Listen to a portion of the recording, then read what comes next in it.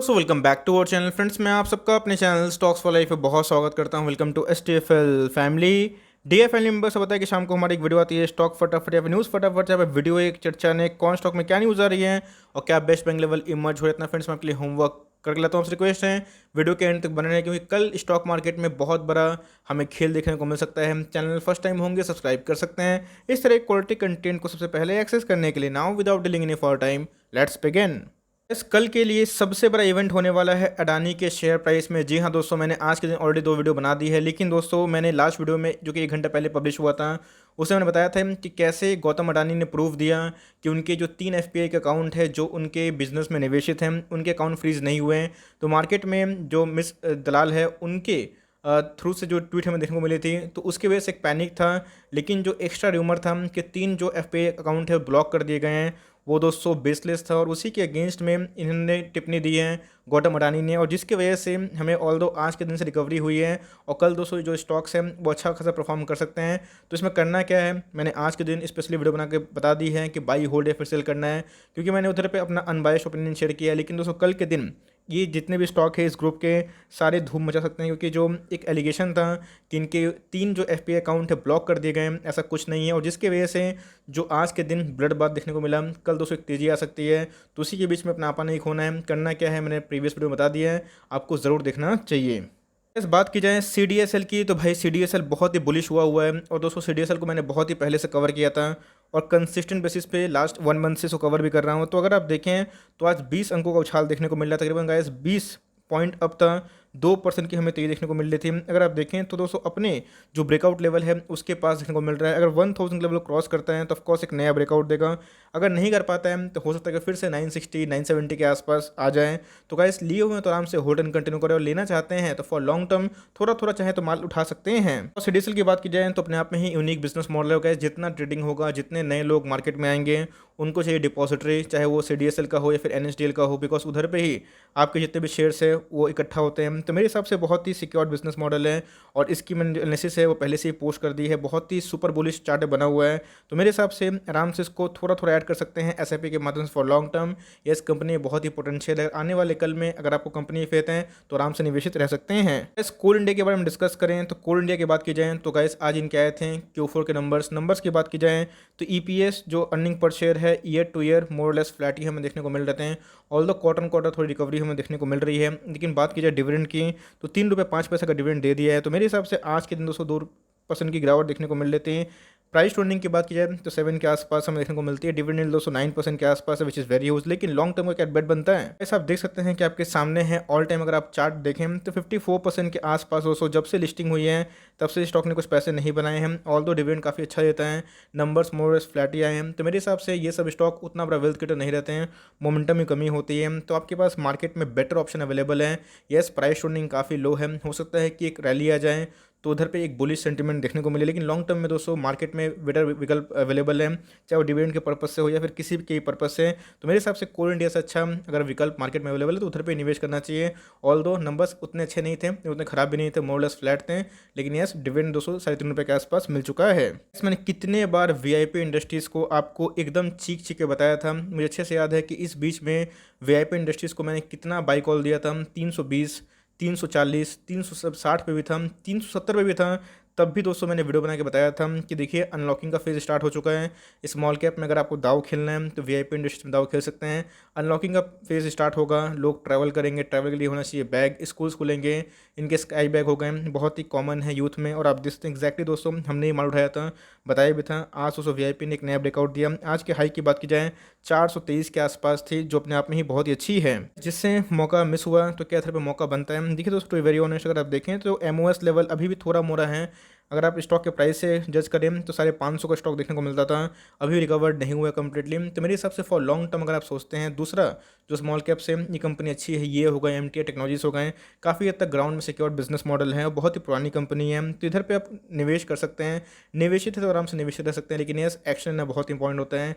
320 में अगर आपने एक्शन लिया होता तो गाइस अभी तक आप 25% का मुनाफा में होते हैं। एनीवेज कोई दिक्कत नहीं है, अगर आपके पास है होल्ड एंड कंटिन्यू करें। अगर लेना भी है तो एक डिप का इंतजार कर सकते हैं, फिर CMP में अगर बाई करना है थोड़ा थोड़ा करके माल उठा सकते हैं फॉर लॉन्ग टर्म। गाइस बहुत ही क्लास कंपनी है। बात की जाए PI इंडस्ट्रीज, आपको पता है कि गवर्नमेंट के बहुत सारे प्रोडक्ट्स आ रहे हैं जो कि एग्रीकल्चर को बहुत ही बूस्ट देंगे। इसीलिए गाइस अगर आप देखें दीपक फर्टिलाइजर से स्टॉक काफ़ी अच्छा कर रहे हैं, मानसून भी इस बार ठीक आने की उम्मीद है, जिसकी वजह से एग्रोकेमिकल जितने स्टॉक्स हैं काफ़ी हद तक बुलिश देखने को मिल रहे हैं। आज के दिन की बात की जाए तो पीआई इंडस्ट्रीज में फ्लैट देखने को मिल रही थी। इस लॉन्ग टर्म चार्ट के वाइज अगर आप देखें तो पीआई इंडस्ट्रीज ने बहुत पैसे बना के दिए हैं। 3706% का इनके ऑल टाइम रिटर्न है। बहुत ही शानदार कंपनी में बोलूँगा दोस्तों, बहुत ही यूनिक बिजनेस मॉडल है।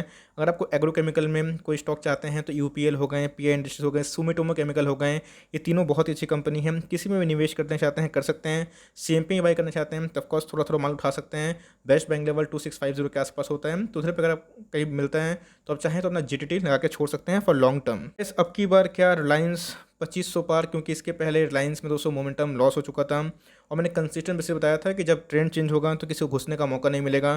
रिलायंस गाइस धीरे धीरे अपने लेवल पे जा रहा है। 2300 का जो लेवल है इनके जो रेजिस्टेंस के तौर पे हो सकता है, जो इनके ऑल टाइम हाई है, उसी के कारण में दोस्तों देखने को मिल रहा है। तो मेरे हिसाब से अगर आप निवेश किए हुए हैं तो आराम से निवेशित रहें। As per the market cap Nifty की बात की जाए तो सबसे बड़ा जो मार्केट कैप लेकर रखता है वह दोस्तों कोई और नहीं, रिलायंस इंडस्ट्रीज। आप देख सकते हैं कि 4000% का ऊपर इस कंपनी ने रिटर्न दिया है।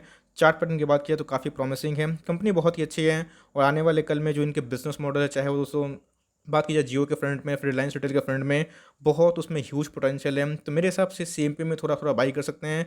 अगर आपको 100-200 का फॉल से टेंशन नहीं होता है, अगर 100 पॉइंट का फॉल होता है, 70 पॉइंट का फॉल होता है तो उधर पे एंट्री हो सकती है। तो अगर आपके पास है आराम से होल्ड एंड कंटिन्यू। गाइस इधर पे आया था, मैंने बहुत बार वीडियो बनाई थी, बताया भी था कि इधर पे आराम से ऐड कर सकते हैं। उन्होंने एक्शन लिया 1900 के लेवल पे, अच्छा खासा मुनाफा में बैठे हुए हैं। यही होता है, अच्छे स्टॉक को टाइमिंग नहीं करना चाहिए बल्कि उधर पे आपको एक्शन लेना चाहिए। आराम से होल्ड एंड कंटिन्यू करें, कंपनी फॉर लॉन्ग टर्म बहुत ही अच्छी है। जैसे कि मैंने बताया था कि जितने भी Q1 के नंबर्स नज़दीक आएंगे, चाहे वो एचसीएल टेक हो, विप्रो हो, टीसीएस हो, सब में तेज़ी हमें देखने को मिलेगी। तो गाइस ब्रेकआउट के वर्ज पे हमें देखने को मिल रहा है। विप्रो की बात की जाए तो आज हमें 1.5% की तेज़ी थी और धीरे धीरे दोस्तों विप्रो चला 600 के उड़ान पे, एकदम ऑल टाइम हाई हमें देखने को मिल रहा है। अगर आप देखें तो 562 के लगभग पे हमें क्लोजिंग देखने को मिल रही है। दोस्तों विप्रो बहुत बड़ा वेल्थ क्रिएटर है, और अगर आपको कोई सस्ता में अच्छा आईटी कंपनी चाहते हैं तो जी हाँ दोस्तों, ये बहुत ही शानदार कंपनी है फॉर लॉन्ग टर्म। ये सब कंपनी वेल्थ क्रिएटर रहते हैं, ये सब कंपनी परफॉर्म करते ही हैं फॉर लॉन्ग टर्म, गिरते भी हैं भागते भी हैं। तो विप्रो की बात की जाए तो बहुत ही सॉलिड चार्ट पैटर्न है। 100, 500, 800 के अगर अच्छे स्टॉक चाहते हैं तो उसके लिस्ट में है यस टीसीएस, इन्फोसिस। तो ये हमारा हमेशा से टॉपिक रहा है। लेकिन विप्रो की बात की जाए, यही बहुत ही शानदार कंपनी है। तो अगर आप लिए हुए विप्रो को तो बेचना ही नहीं है, क्योंकि Q1 और Q2 में इनके नंबर्स बहुत ही स्टैंडर्ड आएंगे। इनके क्वेश्चन पूरे हो चुके हैं, रेवेन्यू भी ऐड होकर आने वाले कल में विप्रो एक नया हाई जरूर लगा के दे सकता है। मैं बोलूँगा दोस्तों कोटक महिंद्रा में अब बारी आ चुकी है कोटक महिंद्रा को बाई करने का। बात की जाए बहुत ही स्टेलर बैंक है दोस्तों। और बैंक निफ्टी की बात की जाए तो ऑल टाइम हाई के कगार पे ही है। Q1 के नंबर में थोड़ा सा एसेट क्वालिटी हो सकता है ख़राब हो जाए, लेकिन Q2 और Q3 में सारा रिकवर हो जाएगा। कोटक महिंद्रा की बात की जाए 2000 का स्टॉक है दोस्तों, अभी आपको 250 सस्ता मिल रहा है, 15% के आसपास डिस्काउंट मिल रहा है एकदम दोस्तों। अगर चाहते हैं तो कोटक महिंद्रा को डीमेट में ले सकते हैं। ये सब बैंक हो गए, HDFC बैंक हो गए, ज़्यादा वोटाइल होते ही नहीं है गाइस, और आपको बड़ा मौका देते नहीं है। 73,000% का इस कंपनी ने रिटर्न दिया है। आप एज्यूम कर सकते हैं कितना बड़ा दोस्तों ये वेल्थ क्रिएटर रहा है, और आने वाले कल में भी वेल्थ क्रिएटर रहेगा। जो इनके मैनेजमेंट है, जो इनके सीईओ है, जो इनके कॉर्पोरेट गवर्नेंस के इशू है, इतना शानदार है मैं क्या बताऊं। तो गाइस सीएमपी में अगर आपको किसी बैंक को बाई करना है तो ये हो गए, आईसीआईसीआई बैंक हो गए, एक्सिस बैंक हो गए, आराम से बाई कर सकते हैं। लेकिन ज़्यादा मार्जिन की बात की जाए तो भाई मुझे अभी कोटक में और एक्सिस में ज़्यादा दिखाई पड़ रहा है। आपके पास है आराम से होल्ड एंड कंटिन्यू, और चाहते हैं गाइस तो मैं लिख के बोलना चाहता हूँ बाई आराम से कर सकते हैं। इस एम्बर की बात की जाए पेशेंस टेस्ट कर रहा है और कुछ नहीं, एकदम दोस्तों Q1 के नंबर्स हो सकते हैं कि डिसअपॉइंटमेंट रहे हैं। इनके आए थे फाइनेंशियल्स Q4 के नंबर्स आउटस्टैंडिंग थे। समय दीजिए, यही ब्रेकआउट देगा जैसा कि मुथूट ने दिया, रिलायंस ने दिया, सब ने दिया। आपको बस पेशेंस की आवश्यकता है। कंपनी फंडामेंटली बहुत ही अच्छी है। आपके पास है होल्ड एंड कंटिन्यू करे, लॉस में प्लीज़ मत बेचिएगा। से लिस्टिंग हुई गाइस, आप देख सकते हैं कि इनके अंदर काफ़ी तेजी है। 128% के आसपास इन्हें रिटर्न पोस्ट किए हैं।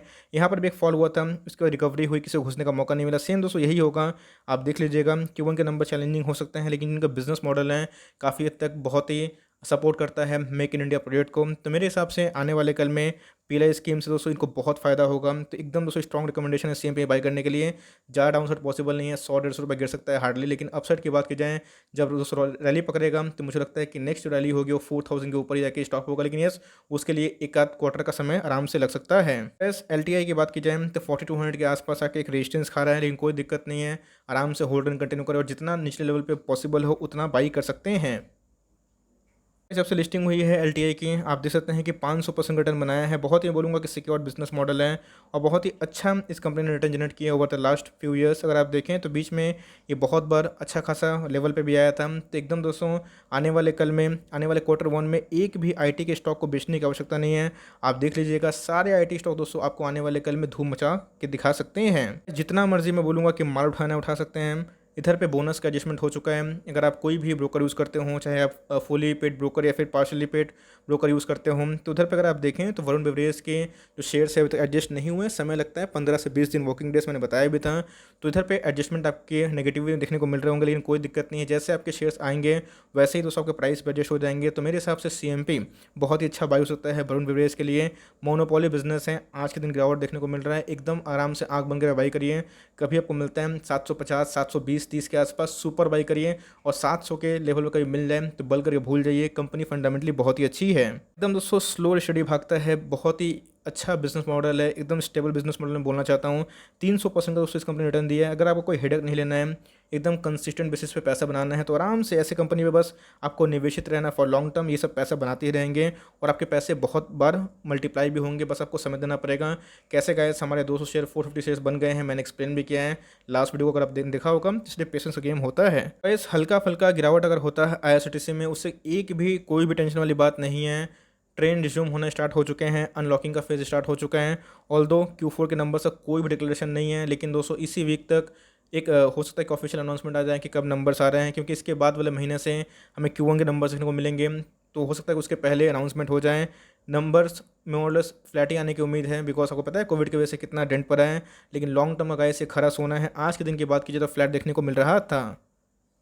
बोलूँगा एकदम दोस्तों अगर गिरता है 2000 के नीचे, आंखें बंद करके माल उठाएं, क्योंकि बात की जाए इस कंपनी ने ब्रेकआउट दे दिया है। अगर नंबर्स मॉडल थोड़ा सा अच्छे आ गए, कोई और भी पॉजिटिव न्यूज़ आ जाए, तो दोस्तों ये आपको आने वाले कल में 2400-2500 भी जाते हुए देखने को मिल सकता है। और Q3 तक अगर नॉर्मल आ जाए मार्केट में न्यूज़, तो जी हाँ दोस्तों इधर पे हमें जो टारगेट है आने वाले एक साल में ये 3000 के ऊपर दिखाई पड़ते हैं। तो एकदम माल दबा के बैठे, निवेश किए हुए हैं, एकदम निवेशित रहें। आपके पैसे मल्टीफोल्ड टाइम्स बढ़ेंगे भी और आपके पैसे सिक्योर भी रहेंगे। इधर पे चाहें तो CMP में थोड़ा बाई कर सकते हैं, और हर एक 50 के गैप पे, चाहे हर एक 70 के गैप पे आपको अगर मिलता है तो सही उठा सकते हैं। MOS की बात की जाए तो 1800 के आसपास है, तो उसका वेट ना करें, एड ऑन डिप्स करते रहें, इक्का दुक्का स्टॉक करके। और कभी आपके पास फंड ऑफकोर्स होंगे तो अच्छे लेवल पे कभी आता है, करीब 5-7% करेक्शन अगर होता है तो वहाँ पे थोड़ा बल्क कर दीजिएगा।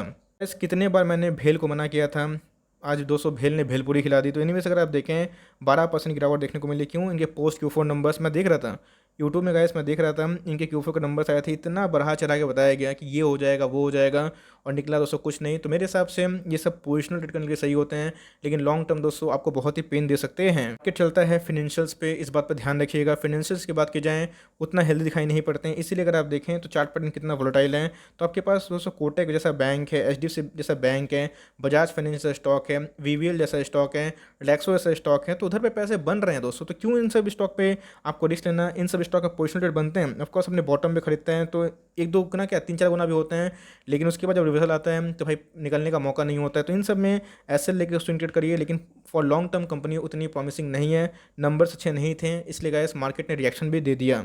धीरे धीरे जो एक्मुलेशन का बारी है इधर पे एल्केल एलिमेंट्स में उठाना शुरू कर दीजिए, और CMP से थोड़ा थोड़ा बाई चाहे तो कर सकते हैं। मुझे लगता है कि 3350 के आसपास बहुत ही अच्छा सपोर्ट है। बहुत लोग कंफ्यूज है कि सर इधर पे नंबर्स बहुत अच्छे थे, गिर क्यों रहा है? तो भाई कोई भी गिरेगा, मार्केट को अनुमान था कि इनके नंबर्स अच्छे आएंगे, और नंबर्स अच्छे आए भी, और उसके बाद गिरावट तो होती है। लेकिन इसमें दीपक यूनाइटेड में घबराने की कोई आवश्यकता नहीं है, बुढ़ापी की दोस्तों लाठी बन सकती है। ऐसा आप देख सकते हैं कि 17,000% का टर्न दिया है, 1-2% नहीं। आप समझ सकते हैं कितनी बड़ी कंपनी है दोस्तों, और कितना बड़ा वेल्थ क्रिएट भी किया है। तो फाइनेंशियल्स बहुत टॉप नॉच वाले हैं, तो इधर पे स्टार्ट बाइंग कर सकते हैं। और 3350 के आसपास आता है, बहुत ही ह्यूज सपोर्ट है, वहाँ पे थोड़ा बल्क कर दीजिएगा। और उसके बाद जो 200 पॉइंट 150 पॉइंट का भी गिरता है तो सुपर एमओएस मिलता है, तो घबराने की आवश्यकता नहीं है। कंपनी फंडामेंटली बहुत ही अच्छी है। अब कोई स्टॉक हमेशा ऐसा नहीं भागता है, गिरता भी है तो उसका सम्मान करना चाहिए, और हर एक डिप में गाइस ऐसे स्टॉक को ऐड करना चाहिए। फॉर लॉन्ग टर्म कंपनी बहुत ही प्रॉमिसिंग है।